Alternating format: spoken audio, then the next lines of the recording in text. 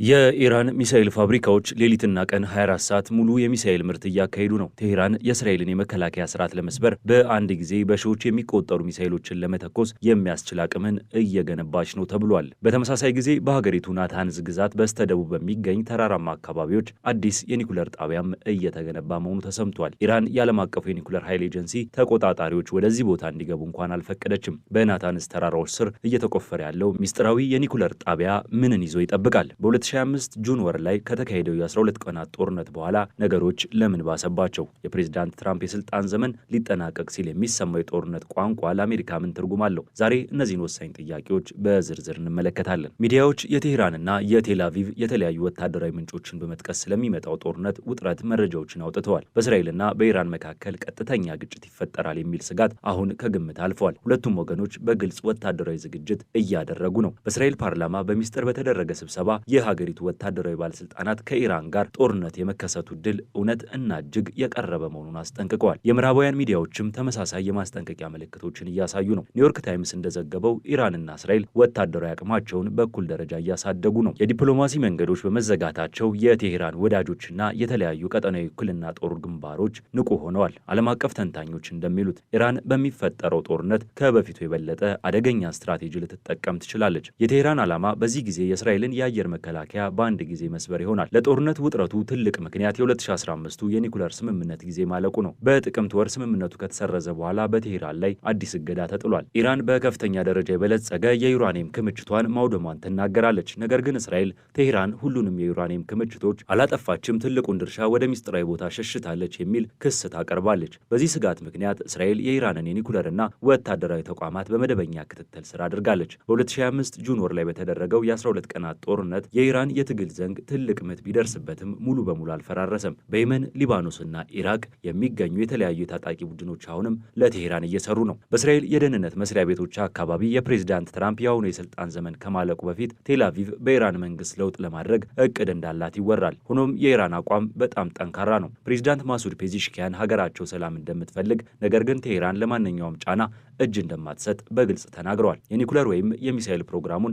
መተው የሚታሰብ አይደለም። በአሁኑ ወቅት ትልቁ እርግጠኛ ያልሆነ ጉዳይ አሜሪካን ይመለከታል። ከዚህ በፊት ትራምፕ ባለፈው ጁን በእስራኤል ጥቃት ዋሽንግተን ቀጥተኛ ሚና እንደነበራት በግልጽ አምነዋል። እርግጥ ነው የአሜሪካ ፕሬዝዳንት በመካከለኛው ምስራቅ ሌላ ጦርነት ለአሜሪካ በሁሉም ረገድ ራስን እንደማጥፋት እንደሚሆን ያውቃሉ። እስራኤል አሜሪካ ወደ ግጭቱ እንድትገባ መጎትጎት ትፈልጋለች። ነገር ግን የኢራንና እስራኤል ጦርነት ከተጀመረ በሁለት ሀገራት ብቻ ተወስኖ አይቀርም። የማንኛውም ወገን የተሳሳተ ውሳኔ መላውን መካከለኛው ምስራቅን በቅጽበት ወደ እሳት ሊቀይረው ይችላል። ባለፈው ሰኔ ወር ከእስራኤል ጋር በተደረገ የ12 ቀናት ደም አፋሳሽ ጦርነት ኢራን የራሷን ጥንካሬ አሳይታ ነበር። ምንም እንኳን በቴል አቪቭና በአሜሪካ ጥቃት በርካታ ሳይንቲስቶች ቢገደሉና የኢራን ወሳኝ የኒኩለር ጣቢያዎች ቢወድሙም የሀገሪቱ የበላይ ሃይማኖታዊ መሪ አያቶላህ አሊ ካሚኒ ግን አልተንበረከኩም።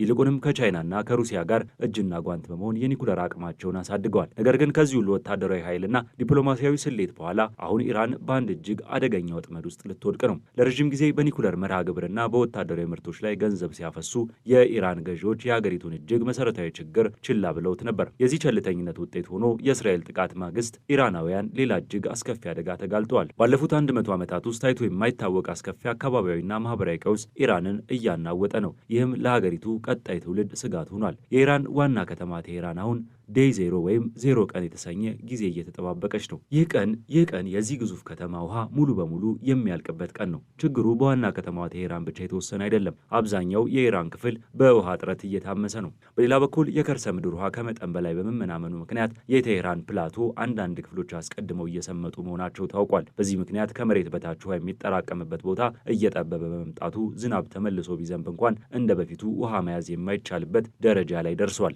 ጥያቄው ኢራናውያን ለዚህ አደጋ በድንገት የተጋለጡት ለምንድን ነው? ለዚህ ቀውስ በምክንያትነት የሚነሱ በርካታ ጉዳዮች አሉ። ባለፉት 6 ዓመታት የነበረው ከፍተኛ ድርቅና ከመጠን ያለፈ የውሃ አጠቃቀም ለዚህ አደገኛ ሁኔታ እንደዳረጋቸው ይገመታል። ይህንን አስፈሪ ሁኔታ ለመቋቋም ፕሬዝዳንት ማሱድ ፔዚሽኪያን ዋና ከተማዋን ወደ ሌላ ቦታ ለማዛወርና ወደ 10 ሚሊዮን የሚጠጋ ሕዝብን በግዴታ ለማስፈር እያሰቡ ነው ተብሏል። አስቀድሞም መንግስት በአንዳንድ አካባቢዎች የሌሊት የውሃ አቅርቦትን አቋርጧል። የሚያሳዝነው ግን በዚህ ቀውስ ውስጥ ቢሆንም የኢራን አብዮታዊ ዘበኞች አንድ የውሃ ማፊያ አቋቁመዋል። እነዚህ ኃይሎች የደረቁ ወንዞችንና ሐይቆችን በመጠቀም ውሃን ለገንዘብ አቅሙ ላላቸው ሰዎች ብቻ እየሸጡ ነው ተብሏል። በሌላ በኩል ገዢው አካል አወዛጋቢ የሆነውን ክላውድ ሲዲንግ ወይም ሰው ሰራሽ ደመና የመፍጠር ዘዴን እንደ ስልት እየተጠቀመ ነው። ይህ ዘዴ ግን ዝናብ ከማምጣት ይልቅ በተቃራኒው ለአካባቢውና ለሕዝብ ጤና ጠንቅ እየሆነ መምጣቱ ተነግሯል።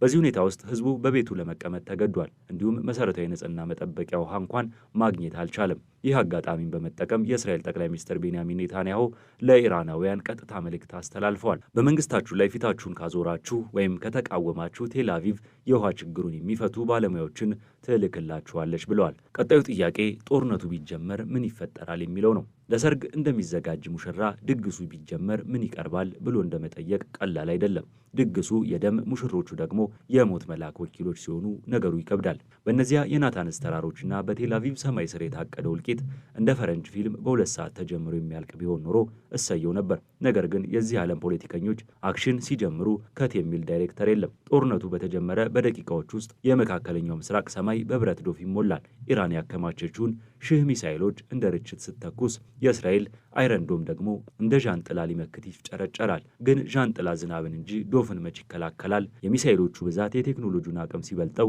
ከተሞች ወደ ፍርስራሽነት፣ ህንፃዎች ወደ መቃብርነት ይቀየራሉ። ያኔ የሰው ልጅ ስልጣኔ ወደ ድንጋይ ዘመን ለመመለስ ኤክስፕረስ ቲኬት ይቆርጣል። ጦርነቱ እዛው በረሃ ላይ ብቻ የሚቀር እንዳይመስላችሁ። ኢራን የመጨረሻ ካርዷን የምትመዘው እዚህ ጋር ነው። የሆርሙዝን ባህረ ሰላጤ ትዘጋዋለች። ይህ ማለት የዓለም የነዳጅ ቧንቧ ተዘጋ ማለት ነው። ይህ ሲሆን ምን ይፈጠራል? እዛ ሩቅ የምትገኘው አሜሪካ ሳትሆን እዚህኛ ሰፈር ያለው ታሪክ ይቀየራል። የነዳጅ ዋጋ በሰማይ ላይ መሰላል ሰርቶ ይወጣል። አዲስ አበባ ውስጥ ታክሲ እንደ ልዑል ቤተ መንግስት መግቢያ ይናፍቃል። ቲማቲም እንደ ወርቅ በግራም ይሸጣል። የዓለም ኢኮኖሚ የልብ ድካም ይመተዋል። ነዳጅ ሲወደድ ኑሮ ይነዳል። ኑሮ ሲነድ ደግሞ ተስፋ እንደ ጧፍ ይጨሳል። ይህኛው እጅግ አስፈሪው ምዕራፍ ነው። እስራኤል ህልውና የተነካ ብላ፣ ኢራን ደግሞ ሙቼን የምገለው ብላ ያንን የተረገመ የኒኩለር ቁልፍ ከተጫኑ ታሪክ አክትሞ ቅድመ ታሪክ ይጀመራል። አንስታይን የተናገረው ትንቢት ይፈጸማል። ጨረሩ ድንበር የለውም፣ ነፋሱ ፓስፖርት አይጠይቅም። መላው ዓለም የዚህ ሂደት ገባር ይሆናል። ጦርነቱ እንደ በፊቱ በኢራንና በእስራኤል ብቻ ተወስኖ አይቀርም። አሜሪካ ለወዳጇ ስትል ትገባለች። ሩሲያ ለክብሯ ስትል ጣልቃ ትገባለች። የመካከለኛው ምስራቅ ሀገራት ፈርተው ሆነ ወደው ወደ አንዱ ጎራ ይሰለፋሉ። ዓለም በሁለት ጎራ ተከፍላ አንዱ ሲመታ ሌላኛው ሲያለቅስ ሰላም የሚባል ቃል ከመዝገበ ቃል ይሰረዛል። ስለዚህ ጦርነት ቢጀመር ምን ይፈጠራል? መልሱ አጭር ነው። ሹሞች ምሽግ ውስጥ ይገባሉ፣ ድሆች ግን መቃብር ውስጥ ይገባሉ። ፖለቲከኞች በካርታ ላይ መስመር ይስላሉ፣ እናቶች ግን በጉንጫቸው ላይ እንባን ይስላሉ።